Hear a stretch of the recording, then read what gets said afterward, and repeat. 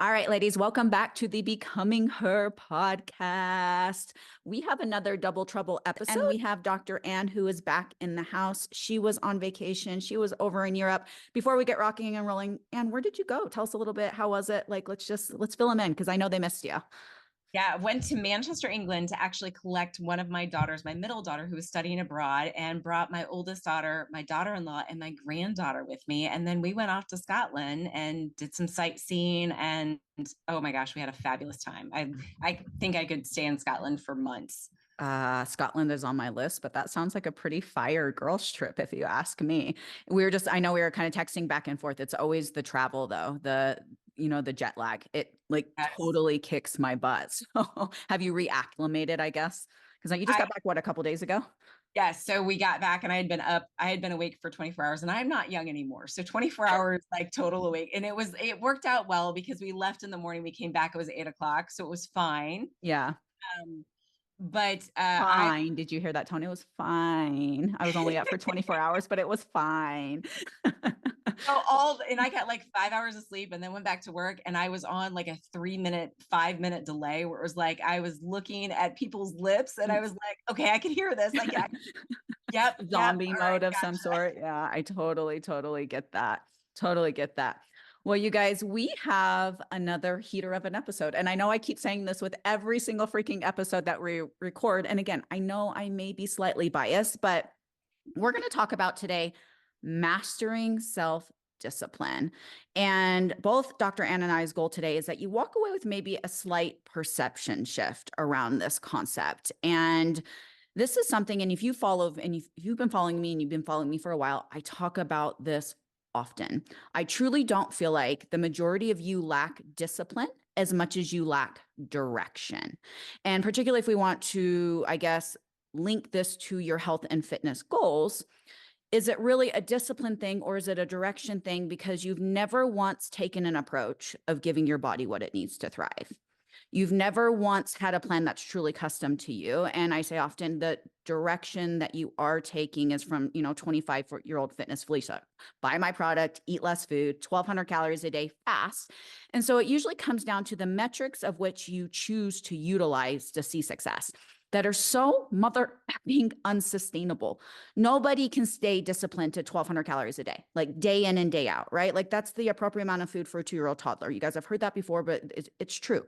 Nobody can stay disciplined to cutting out carbs for the rest of their life. Nobody can stay disciplined when these metrics lead to your hair falling out in chunks, zero energy, walking around bloated and miserable all day. Nobody can stay disciplined to metrics like that. So I truly, and then we want to take this on as us. And I used to tell myself, I remember like just being stuck in this vicious cycle. Nicole, if you were just a little bit more disciplined, then you could lose the weight. So I really want Dr. Ann to dive into this because I know she works really closely with her patients and her practice, working through the concepts here. So I'm just gonna let you kind of steal the show here. Yeah. And I mentioned this already and I want to mention it again because I'm always impressed when after 2 decades of practice and multiple degrees in psychology and then my own personal work, I love it when I hear someone echo the exact same thing that I have learned after that much work. Like I am always so impressed when I hear it, and how you speak about it is just spot on. And what I have discovered is that there are three core features of self-discipline, and the first one is clarity. Mm-hmm. The goals make the difference. I just had a conversation today with someone 1,000%. who was at 1,300 calories and feeling really great because they had already lost 10 pounds, and but this vicious cycle, right, this whole life of this chronic yo-yo dieting. I said, man, that is not enough because that's not enough fuel, that's not enough for you to actually manage. And they got it off of, I think it was my fitness power pal or something. Yeah. They put the metrics in, felt really good about it, and then they I started want to talking. interject really quick because you said something that's really powerful, and I want people to make this connection. Because Anne said was feeling really great because they had dropped 12 or 10 pounds eating 1,300 calories. And what I want to like interject with is, do you think this person was really feeling good, or do you think they just liked what they saw on the scale, right? Because we want to convince ourselves that we feel good when the number's going down because we like what we see. But if you were to really like audit what your body's doing and ask yourself and get really honest with yourself, you don't have nearly as much energy. I'm sorry. Nobody's thriving on 1,200 calories a day, right? I mean, I'd be willing to bet digestion's starting to suffer. You're not sleeping as well. And maybe a couple weeks into it, right? When you're riding the high. But as we start to like live at calories that low, you're not thriving, like I said, eating calories that low. And so I really like to ask people in the distinct difference, because people tell me the exact same thing. Well, I've dropped 10 pounds. I feel great. And I'm like, do you really? Or do you just like what you see on the scale? Mhm. So And in our world, we're real big on instant fixes, and especially in America, right? So if we can go and take a pill, do a thing, and we only have to do it for a short amount of time, then I can do that. I mhm, can manage that. That feels like success for us. yes. But what really success is, and this is where having clarity around those goals is so important. Real success is nearly in the process of incorporating treats, of eating enough food to feel and to be fueled, to not be hungry and miserable all the time, to be able to go to a Mexican restaurant and have chips with your friends, to be able to have a margarita if you wanted, and not have to obsess over the carbs or how you're going to have to work out the next day, which is, by the way, a pattern of eating disordered stuff, in order to make up for this discretion. Yes. That isn't living, that's dieting. Yep. And that chronic dieting we burn out with, right? So we've got to have some clarity around not just the goals, but the correct goals. If I'm stuck on a number, calorie number, a pant size, as a number on the scale, that's going to trip us up faster than anything, as well as breaking up with ambivalence. This idea that if I'm trying something and it works, I'm going to get instant results. I'm sorry, but that's not how we work as organisms. We, like any habit that we're breaking, is going to take time, and it's going to take patience, and it's going to take, the second part of this is consistency. We've got to keep showing up. When we mess up, we got to show up. When we go and we eat chips and we eat 2 servings instead of one, which was our plan, we got to show up and constantly problem solve. And we're just using it as data points. It's not a failure of you. And I hear so many people that say, well, I suck at self-discipline, I suck at willpower, and if I did, I'd be managing, that diet would have worked for me, or this would have worked. My husband can do it, and he lost 20 pounds by blinking his eye overnight. And it's not about that. And we know it, because if you can go into a grocery store which has all of the foods that you probably could ever imagine and love and would overeat on or graze on, and you can stay in control and not eat food off the shelf, you have self-discipline. Yep. You made it through the store. And I hear people want to fight me on that. And they're like, but but I grab the food while I'm there and I go out to my car and I eat it. I'm like, well, great, but you didn't eat it while you were there. Yeah. Yeah, because I would get arrested for that, or that would look really weird. Yes, you have self-discipline. Now, we might have to grow that self-discipline. We might have to create more distress tolerance around that self-discipline, but you have it. And that's what's keeping you from not being arrested in the grocery store when you go grocery shopping. The other thing I want to kind of point out is that second feature of that consistency. What happens, and I have a lovely brain model that I love showing everybody, but what happens when we step on the scale and we've done everything right and we gain 2 pounds, and then we freak out and we assume that this diet isn't working, I didn't do it correctly, or somehow they're misleading me. It's just a data point. Yeah. And what happens, because the brain is so wired for stories, the brain wants to just make all these assumptions, because then you know what to do, right? So if the diet didn't work, or you're misleading me as a coach, or this is too many calories, that's fixable. I can cut my calories and lose a pound overnight. See, I was right, I needed less calories. I love that. And I want to really dive into, because I'd love to hear your thoughts here. And I feel like our subconscious wants to bring us down to the identity of which we've given ourselves, right? And for so many females, a true identity shift needs to happen when you start this journey. And we talk about version 1.0 and version 2.0. And when you start this journey, you have this identity. I get told, or, I hear often of, well, I can't do this. I'm a binger. I'm this. And it's like, well, your identity drives your actions and your actions drive your outcome. So when we start a process like this, your actions may be in alignment with version 2.0 of yourself, but they're still being governed by your identity. And you haven't quite had that identity dissolve yet. And so subconsciously, you want to pull yourself back into what's comfortable. And for you, like, regardless of, you know what I mean, like what you may think, being overweight and the girl that never like achieves her goals, that's the identity of what you've given yourself. That's the comfort zone of what you're at. It's like that thermostat, right? And it's a set point almost. And when you set your thermostat to, let's say, 70 degrees and it heats up to 73, naturally the thermostat kicks on and it wants to cool the room down. That's almost like what your identity does. So you start seeing progress, and I get this all the time. I was seeing amazing success. I was like really doing great. And then all of a sudden I just felt like I've like all my old habits like kicked back in. And I'm like, that's your set point, right? Like it's kicking in. It wants to cool the room. It wants to bring you back down. And so there's a lot of mindful awareness that needs to happen here when I see this all the time with our clients that we coach. And it's like, we are now still being like your actions. You may be hitting your step goal and your water goal and all of these things, but your old identity is still governing those. And so we need that identity dissolve needs to happen. And so I'd love to hear your viewpoints here. Yes, well, and what you're talking about in therapy land is actually a part of what we call negative core beliefs. So when we have, and those negative core beliefs, ironically, aren't something that are intrinsic to us as human beings. We're given those messages about who we are as human beings early in life. So we learn things about ourselves and label ourselves, again, because the brain is wired for story, and it's easy for that story to operate. So if I'm a binge eater and that means I don't have willpower, right? Again, if you go into a grocery store, you're not getting arrested. You do have willpower. So that's not true. But if my identity is I'm a binge eater and therefore I can't have success because I'm a binge eater, we've got to shift things, right? And I tell people all this time, I'm a very forgetful person. But if I tend to label this as, well, that's hard for me, versus I suck at this, I'm just bad at this, I can't do this. No, I'll tell people when I want you to shift that. It's not, you can't do it, you won't do it. You're choosing not to do it. Yeah. And that is a completely different conversation in your head, right? That's and it just hits so differently.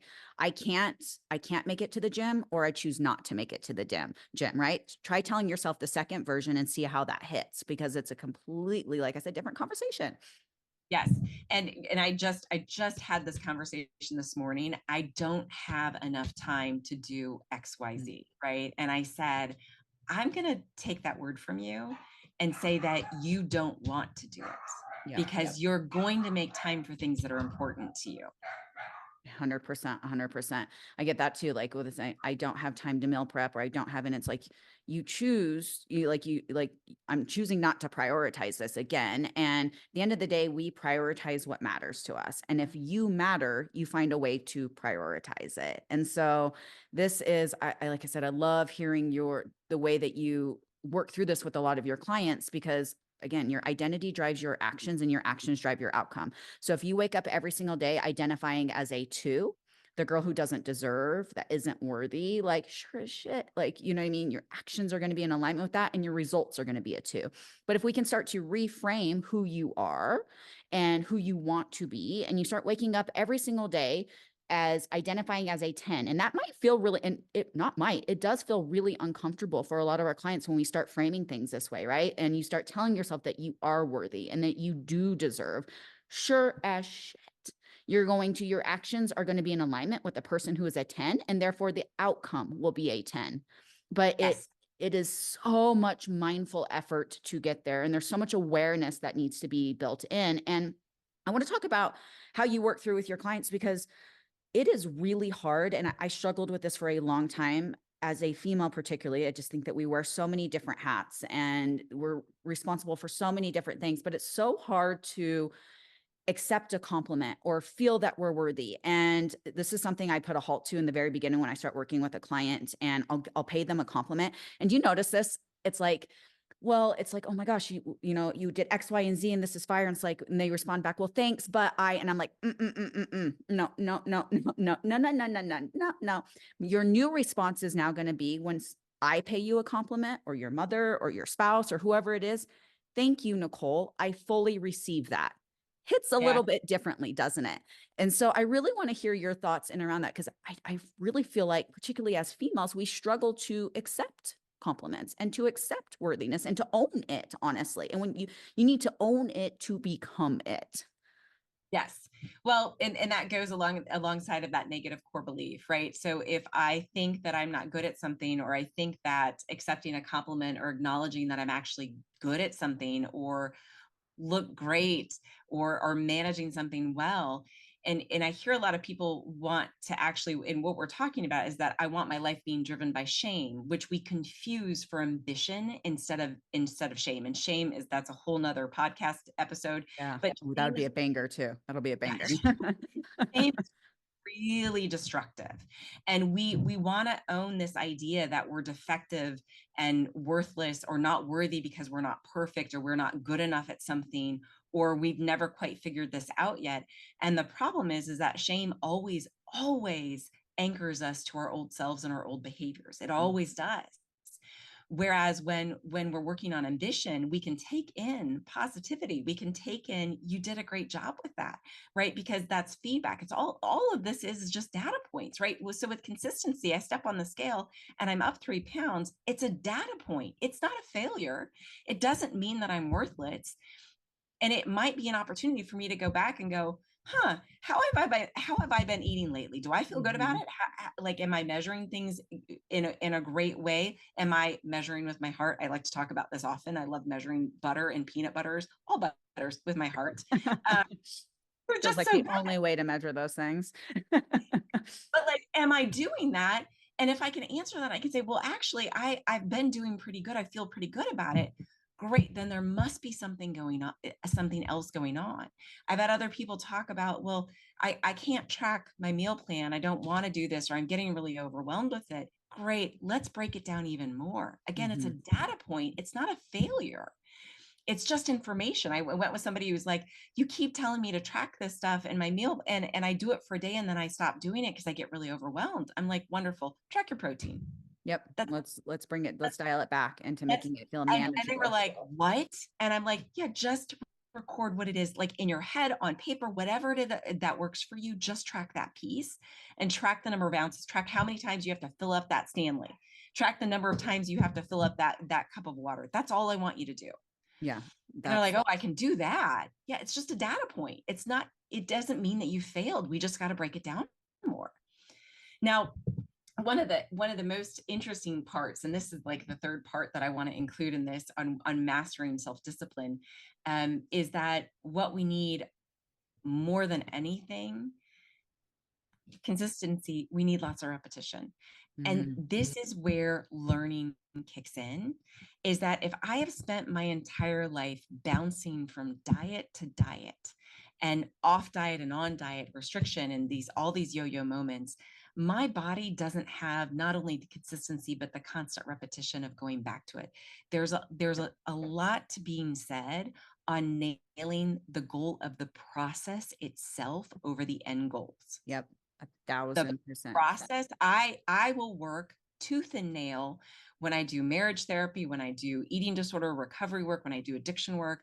I am much happier if we can nail the process itself than the end goal. I am much happier with the person who's nailing the process of not drinking or not binging on food than I am upset when somebody struggles with whether or not they drank or they binged.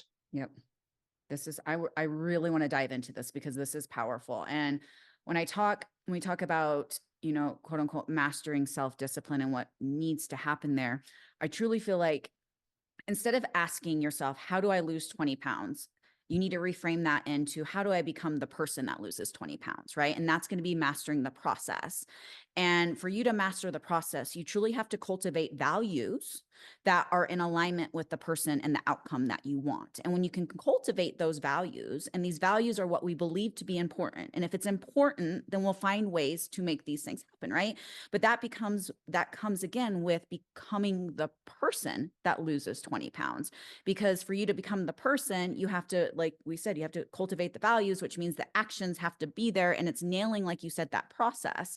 And so if we can reframe this idea of, how do I lose X pounds pounds or fit back into X jeans into this idea of how do I become the person that does that? Because the person who loses 20 pounds and actually keeps it off, right? Because when I talk quote unquote fat loss, I'm talking forever fat loss. A lot of people are just so ingrained with, well, I lose 20 pounds and they already know that they're going to gain it back kind of thing. Right. And coming from the girl that gained and lost, gained and lost, gained and lost, I was losing, like I was mid, weight loss journey. And I was like, okay, well, I'm going to lose 40 more pounds. And then when I gain it back, like I was already telling myself that because that was the pattern of which I like put myself into. But never once in this, and when I talk about this often, my first coach, that man not just changed my life, that man saved my life. But when he presented it to me in this way, I was like it was like a light bulb moment for me, because in all of my attempts to lose the weight, which is, I lost count, you guys, of how many times I gained, lost. It was quite literally 6 or 7 different times. Never once did I ever focus on what needed, like the actions of which needed to happen. It was just, how can I get from point A to point Z in the quickest way possible, right? And I was trying to find the shortcut, but in reality, the longest approach is usually the quickest approach. And then quote unquote, particularly when we're talking fat loss. Right. And so just give me your viewpoints here, because I do think that when we frame it in that way, there's just so much more power here, opposed to, like you said, the focus on the end goal. And yes, the end goal is here. I like to call it the carrot that's dangling. The carrot's there, but it's like, okay, how do we get to the carrot? And it's like, again, we have to become the person that, quote unquote, loses the 20 pounds. So dive into that for me. Well, and a part of, and what is so challenging about this is, and again, we want to go into this all or nothing mindset, this quick and easy, The I take Amazon Prime, I want it as quickly as I can. I take a Yeah. pill and it's better tomorrow. Yep. And that's how I know it works, and I know the diet's working if I keep losing weight. No, like that doesn't make a workable diet, right? But nailing the process, and this is with everything, nailing the process will always trump the goals, because what you are cultivating is repetition in your nervous system. You are actually cultivating learning and different maps and neural wiring because of neural adaptation in our brain. The more times we practice something, the better the brain learns and it gets. And you might have to practice something 400, 500 times before it clicks for you. But eventually that automation, because of that repetition, will pick up. Yes. And instead of it being, I'm dragging through the day because I'm having, the week with meal planning, I can't figure it out. It moves from that and really having to force it and really having to structure your life around it initially, to it's automated, right? So I talk a lot about this. It's easier to keep momentum than it is to gain momentum. It's 1000%. so hard to gain momentum. So when we're working on gaining momentum, we start baby steps small. Like I had somebody who said, well, all right, I'm going to go and I can eat the same thing for a lunch. I can do really fine and then I'll burn out on it. But that actually works for me. And so I'm going to go to Costco and I'm going to get a mega salad and I'm going to go rotisserie chicken and I'm going to meal plan. I'm like, that's fabulous. Like, I love that. And she's like, but I'm allergic to meal planning. I'm like, well, you're already doing it. Mm-hmm. And we can work, if you want more flavors, if you want more variety, we can work on that. We can build on that. But first, we have to have the foundation and that commitment. Again, we got to break up with the ambivalence. Yes. This idea that I have to do it all perfectly, or I have to do it like Joe Schmo next door who lost, all this weight, like that may not work for you short term. Eventually you might get there. But right now we might want to start really small. And that small, even though, in Atomic Habits, the author James Clear talks about this 1% gain. Yeah, And I it feels love that book. like that 1% gain every week. And I love quoting this. And it feels like it's so small. 1% every week is virtually nothing, something tiny that we're doing to just add on. This week it might be 60 ounces of water. Next week, it might be 70 ounces of water. That's small. These are micro gains. But at the end of the year, you've made a 52% gain for the end of the year if we're doing this. And if we're collecting all of this, then by the end of the Snowball year, effect. It just that continues. Yep. 52% is huge. Yep. Huge. And Right. yeah, no, I totally agree. And I work with so many females who struggle with this. And just like you said, it's this all or nothing approach that produces all or nothing results. And it's so much the black and white mindset of right? Like when you're all in and things are going perfectly and they're, you're on point, it's amazing. It's the best thing ever. But we always plan that not everything goes to plan. And so many people don't understand how to shift and pivot. And so then when one thing gets thrown off and you can't do all the things perfectly, you do none of the things at all. And then you're completely, quote unquote, off the bandwagon. And this is what keeps you starting over every other week or every month. And I would much rather my girls consistency and perfection are two very different things. And I feel like people confuse consistency for perfection, right? Because they're aiming for perfection, which is just so unrealistic.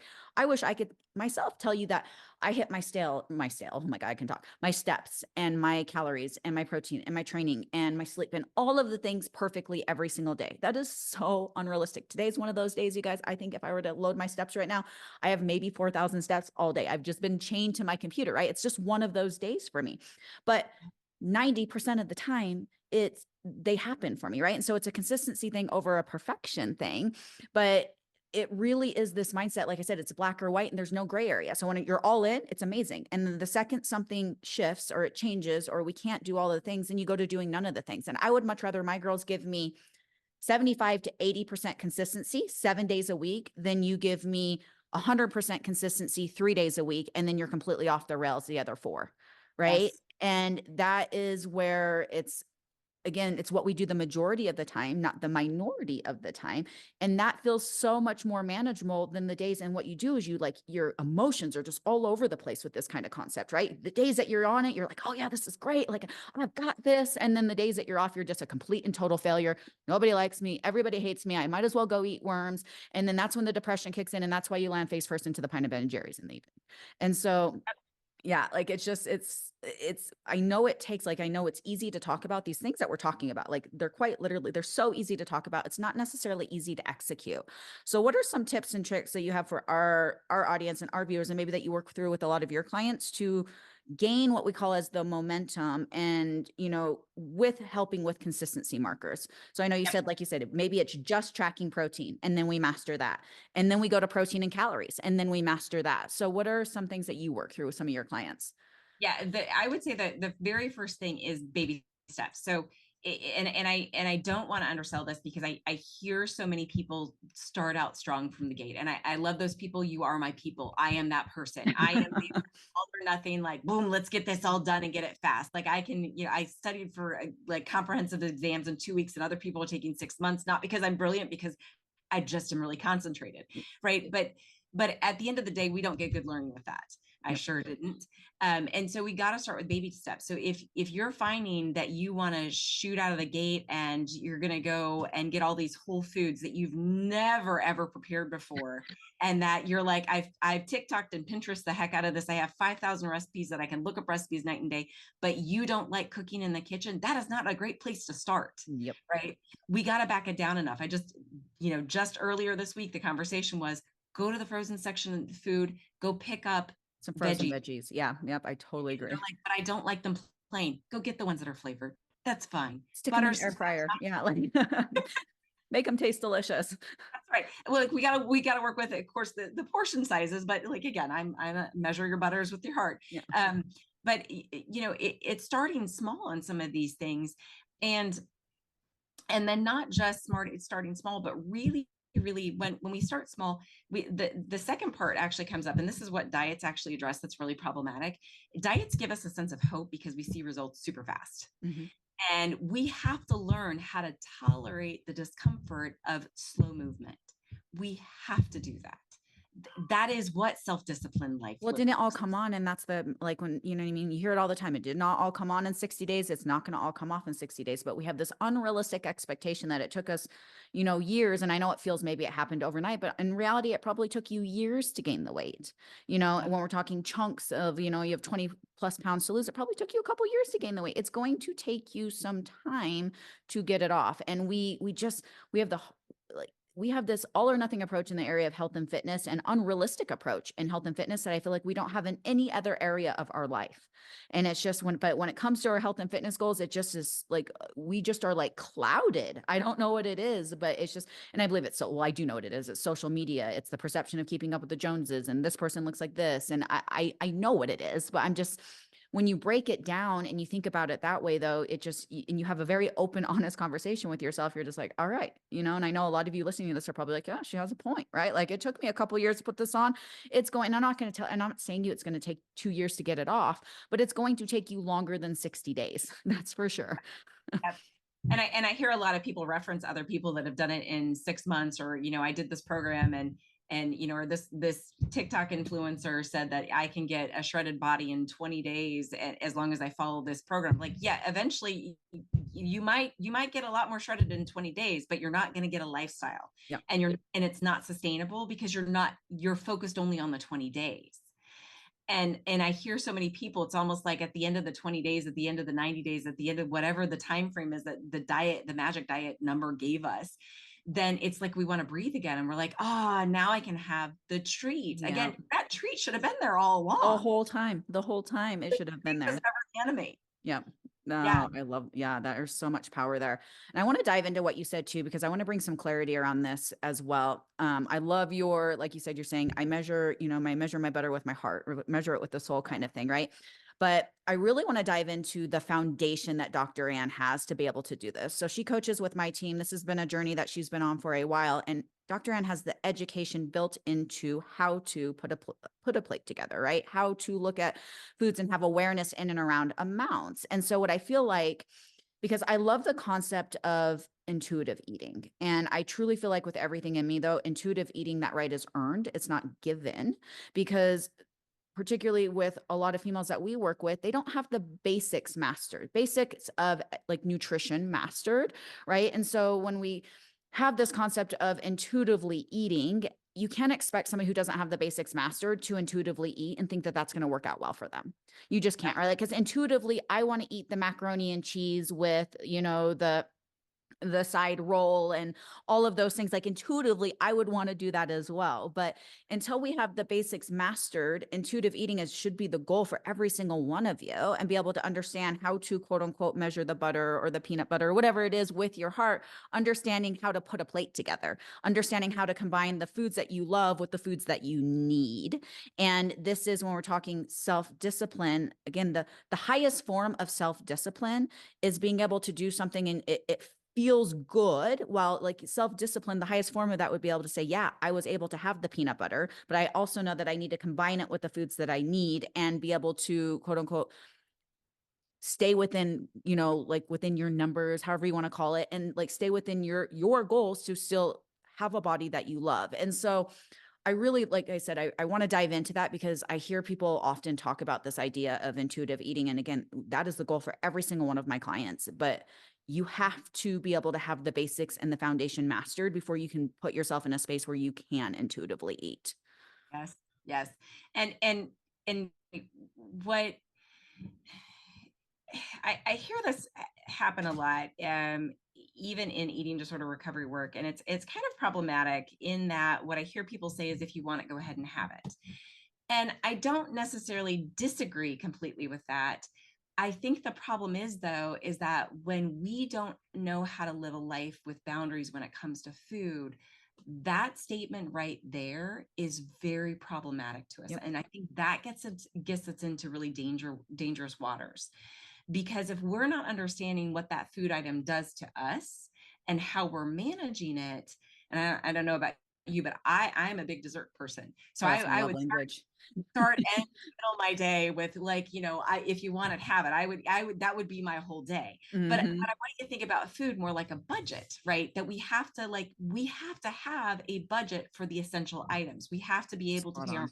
mortgage, Yep. our utilities. We have to be able to buy groceries and food and have energy to do all those things. And then we have extra. And if we're looking at food like this, there are some basics nutritionally that we need. We need good hydration. We need good nutrients in the foods that we're consuming. Do I think that everybody is going to have to eat spinach and asparagus and peas if they don't like it? Absolutely not. But there's a lot of different things that we can eat Yep. to cover those nutritional grounds. Yes. And what's interesting about that is that if we don't get in a good balance of foods, our body is still going to cue us with hunger because it's still missing nutrients. Yep.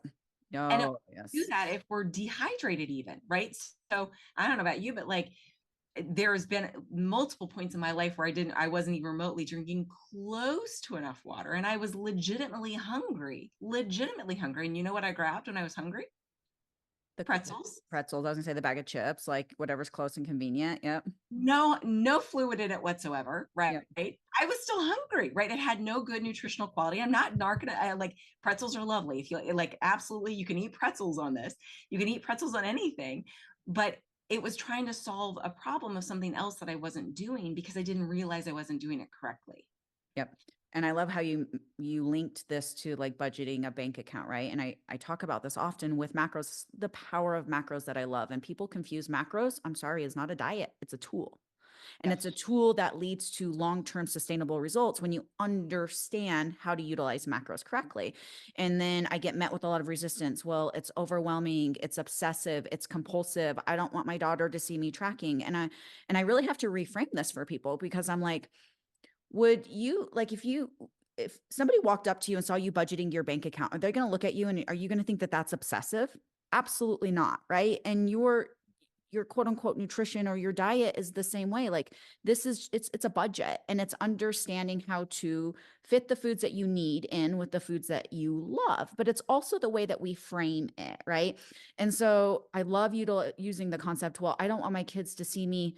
I get this so often. I get told at least this once a day. Like, I don't want my daughter to see me tracking. I don't want her to feel like, you know what I mean? It's obsessive. And I'm like, honestly, because I think it's the way that you frame it to your daughter. My son sees me tracking all the time. My son is the quarterback on a football team. He now tracks his food because he knows mom tracks to make sure that I'm eating enough. And we now do that together. He now tracks to make sure that he's eating enough. He's eating enough carbs pregame. He's eating enough protein to sustain and maintain his muscle mass, right? And so it's the way that we frame it. And it only imprisons us if we allow it to imprison us, right? And for me, it's freedom. It's freedom because it allows me what you see as an imprisonment, I see as freedom because I can now eat the cookie if I want the cookie.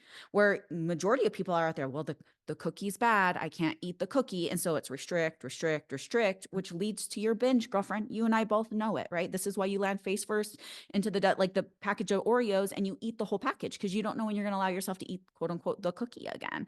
And so for me, it's freedom because if I want the cookie, I eat the cookie, which enables me to eat a cookie or two if it's Oreos, small, right? A serving and be totally good. Because if I want a serving of cookies tomorrow, I know how Yeah. to eat the serving of cookies tomorrow. And so that's the power here and that's where the freedom, this truly like discipline, quote unquote, discipline, I feel like equals freedom when you understand the metrics of which you're choosing to utilize to see success and the discipline are linked to a space of long-term sustainable results, right? And so I love that this all connects so well because I think for a lot of our listeners right now, there's probably so many light bulb moments going off where they're like, holy crap, right? Like, yeah, I restrict here and yeah, the cookie's bad. So yeah, I don't allow myself to do this. And yeah, like I have so much like resistance around tracking because I don't want it to be obsessive and I don't want, and so when you start to connect and all these pieces come together, there's so much power to long-term sustainability, like Dr. Ann said. And I want to echo something that you said, and also speak a little bit more directly to it. A lot of times when I get parents that are concerned that they don't want their kids to see their daughters to see them tracking or dieting or whatever, I have a lot of people that are concerned that they'll teach their daughters how to have eating disorders. And some of what I say to people and the way that we talk about this and the way that we frame it, even with our kids, is I'm struggling to get in a good balance. So I'm checking my balance Mm-hmm. and I'm making sure that I'm getting in what I need so that I can do the things that are fun for me. This is hard for me to do. And this is very much like budgeting, right? So I'm not going to do this the rest of my life. I'm just doing it for right now. And when we phrase it like that to our Yeah. kids, what we're teaching our kids is that it's okay that we're human. Yeah. It's okay that It's something is hard powerful. and it's okay that we work on it openly, Yeah, that's right? powerful. And interestingly, people are so afraid of their daughters saying that there's something wrong with their body when a lot of daughters they actually feel like there's something wrong with their body and they don't want to tell mom because we haven't cultivated an ability to share To our be open struggles. about it. Yeah. To be Right? honest and talk freely about it. That's powerful. That's And powerful. and so we wind up avoiding it instead of doing something that actually would move us closer towards being able to help our daughters not develop eating disorders. Mm-hmm. Oh my gosh, yeah, that is so powerful. Yeah, I've always framed it with Jace as mom tracks to make sure that she's eating enough, right? Like it's never been a space of restriction. Mom tracks in a space of abundance. And it's just a completely different mindset when we view it. But having an open conversation with them resonate, or they may not realize this now, but you're basically telling them it's okay for this to be hard for me. It's okay for this to be a struggle. And this is something that I'm doing again to make sure the checks and the balances. I love the way that you're framing that. Yeah, and I'm somebody that's in recovery from an eating disorder. So, and we have many kids, and I am very open with my daughters about my struggles in my life historically, as well as how hard it's been for me in menopause. Not because I want them to worry about their weight or think that that's all that I care about, but because I want to have an open Mm. conversation with them about just what it's like to struggle with something. Yeah. That's And we talk freely about it. Like I'm Taking the very shame out of the struggle. I think there's a lot of power to that, right? Taking the shame out of it's okay to have struggles. It's okay to not be comfortable with something. And there's a lot of power to that. it's okay to need help. It's Yeah. okay to like seek out and help. And again, this isn't an end point. I don't have to do this. I don't have to track. I don't have to do this the rest of my life. I just have to learn it well enough that I have good muscle memory and I know how to spot things. Yep. Right. I know what a serving of peanut butter really looks Yep. like. I know what a serving of vegetables I need to get in. You know what 6 ounces of chicken really looks like? Because so many women are like, oh, that's like, it's like 2 ounces. They're like, that's about six. And they're just dramatically under eating the foods that they need. And that's what like keeps them from being able to include the foods that they love. And when Mm. we have the balance of all of it and the awareness around all of it, there is so much power to that.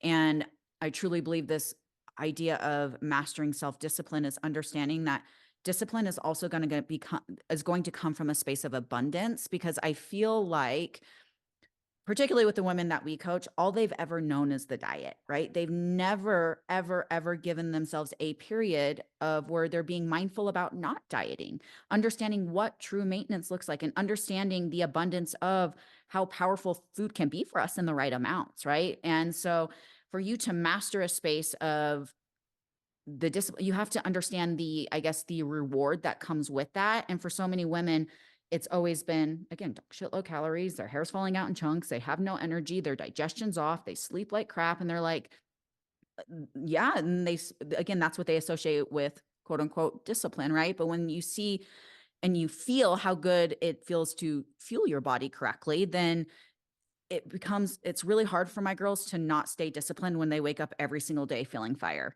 right? And their body finally starts doing what they're so desperate for it to do. And they're not bloated and miserable. And the recomps coming in hot. Like it's so hard to not stay disciplined to that.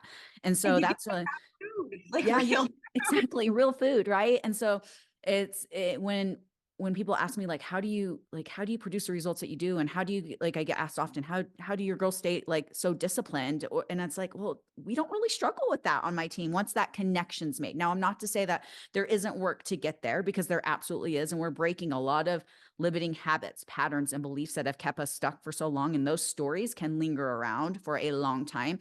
And this is why I talk about often, it's like I always ask people, it's like when they're inquiring to work with me, I'm like, serious applications only, because at the end of the day, I can't want this more than you do, right? And if you're not in a space to truly break the limiting habits, patterns, and beliefs that have kept you stuck, you will sit there and you will muddle, and it will be really, really frustrating. And it'll be really easy to point the finger at, Nicole's program is no, it doesn't work, but you were never in the space for it to truly work to begin with, right? And you have to be ready, and you have to be mindful and aware.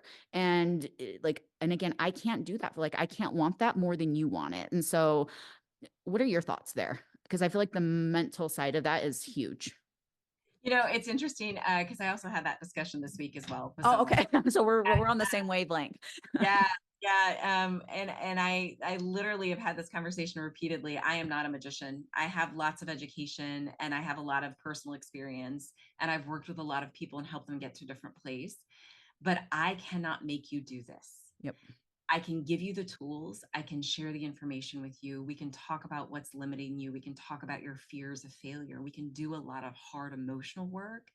But that hard work that has to happen, it's going to be there tomorrow. It's going to be there 6 months from today. It's going to be there 6 years. It's going to be here 20 years.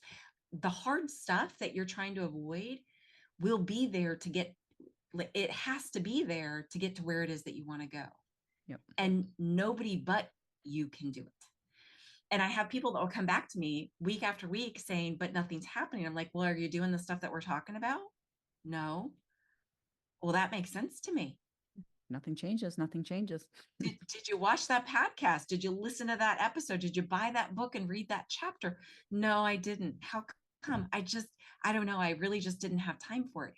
And I have really frank discussions with people because I'm old. I've been doing this for a while. So like I'm much more blunt about it now Call than it I. sticking my coaching hat on. Whenever my girls here, I'm going to stick my coaching hat on here for a second. They know they're like brace themselves. It's like my cue to brace yourself for the, you know what I mean? The tough love that's about to come. Yeah. And we need that. We need that accountability. I need that accountability in my life. I need somebody else calling me on my stuff. You and I both. You and I both. I talk about this often. I'm like, I'm a coach. I'm a banging one. I understand this up, down, left, sideways. But when this is your own journey and it's emotional and there's emotions attached to it, it's really hard to make the decisions that we need to make at times. Right. And so that's why it's so powerful to have that external resource and somebody in your corner that truly wants the thing for you. And the sense of accountability is huge, but also we need the tough love at times. You know, how many times I've like walked away from a coaching session, just like completely like, you know, slight tears in my eyes, but like just being humbled. Right. But really my coaches, the best thing that he ever gave me was the ability to get radically honest with myself and to call myself out on my own BS. And it took me a long time to be able to get there, but I can truly now stop myself in certain circumstances and ask myself, Nicole, are you operating out of emotion or are you operating out of logic right now? And when my emotional side's kicking in, that's when I don't want to take personal accountability. It's like when I sit there and I point fingers, right? And it's like everybody else's fault and poor me. And then when I stop myself and I can shift myself to just operating from a space, I may not always take action in a space of logic, but it reframes the way that I'm viewing things in that moment. And the ability to get radically honest with yourself is huge here. And for a lot of our listeners right now, hopefully, like I said, some light bulb moments going, am I taking personal accountability for all of these things? Because a lot of times we're not, right? Like excuses are really, really easy to point the finger. And it's like, but I don't have time. I don't have these things. And again, the way that we frame those, I'm choosing not to make time will be a game changer for you. But I do feel like there is a space of needing to be crystal clear, like you said, the clarity piece of, am I in a space to actually be able to do this right now? Because I can say I've had a lot of conversations with people inquiring about coaches and they're not, and that's okay, right? Like this isn't me pointing fingers. I lived a long time in a space where I wasn't truly ready to make the change, right? And I talk about often, until the pain of staying the same becomes greater than the fear of change, you will continue to stay stuck. But being radically honest about yourself of the position of what you're in, because that's what's going to drive your success. And like you said, the clarity piece around it. So Mhm. yeah. Mhm. All right. I think we've hit some bangers here. So I want to wrap up the 3 C's, or not the 3 C's, but you said obviously consistency, clarity, Yeah. and then what was the last one for Repetition. repetition? Sorry. I don't know why I was thinking the 3 C's. I was linking it to 3 C's. I was like, what was that last C? But repetition makes a lot more. So some people actually talk about it as consequences, and that's where I actually just talk about it as data points when it comes to the consistency. It's a lot of it, like those freak out moments are so powerful for us to learn how to manage. And Hmm. just like, this is just a data point. This is Yeah. just information. What am I going to do with it now? And that is power. What am I going to do with the information that I have now? Right. And being able to pivot and make changes from that information. Because if, Yep. again, more of the same is always going to be more of the same. So if you want a different outcome, you need different actions in alignment with that outcome. So what am I going to do with that data to shift my actions to receive a different outcome? So, all right. Yeah. Well, I feel like this has been a heater. Anything else to add? Like I said, I really hope that a lot of our audience is walking away with some powerful moments here. And if you guys have enjoyed this podcast, I'm going to continue to say this, but a 5-star review would be amazing. But I would also love to hear in the comments just what you pulled from this podcast, because I do feel like there's a lot of like aha moments and light bulb moments for a lot of you. So I'd love to hear in the comments, like your thoughts and, like I said, what you pulled from this. So any Yeah. final thoughts, Anne, before we wrap up? I love that we are doing this. I love this information being out there. And I think I would agree with you. I'd love to hear the things that really stand out for people. It is this idea of self-discipline. My final comment, I know I already said this, you already have it. We just have to build on it. We have to work on the correct things. That's it. Like we just have to work on the correct things. Boom. Mic drop moment. All right, you guys, we'll see you guys in the next episode. If this is helpful, give me a like Follow me or subscribe for more.